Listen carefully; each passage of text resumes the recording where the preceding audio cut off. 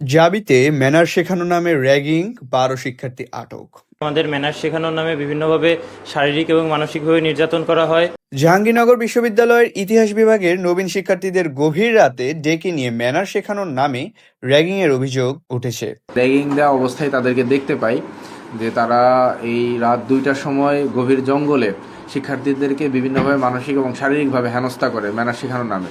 এই অভিযোগে ১২ জন সিনিয়র শিক্ষার্থীকে আটক করেছে বিশ্ববিদ্যালয় প্রশাসন। শনিবার ৪ জুলাই রাত ২টার দিকে বিশ্ববিদ্যালয়ের স্কুল অ্যান্ড কলেজ মাঠে ঘটনা ঘটে।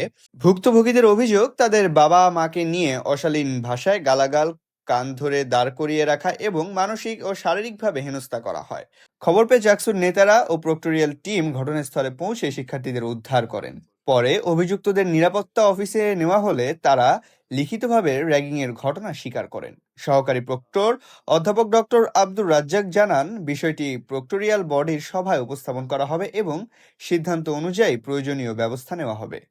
ফুল প্রক্টোরিয়াল বডি বসে সিদ্ধান্ত নিয়ে আমাদের সিদ্ধান্ত বিশ্ববিদ্যালয় অথরিটিকে জানাবো, তারপর বিশ্ববিদ্যালয় অথরিটি যে ব্যবস্থা নেয়। ক্রিটিক্স টেলিভিশন, সাদ আল জাবির, ভোলা।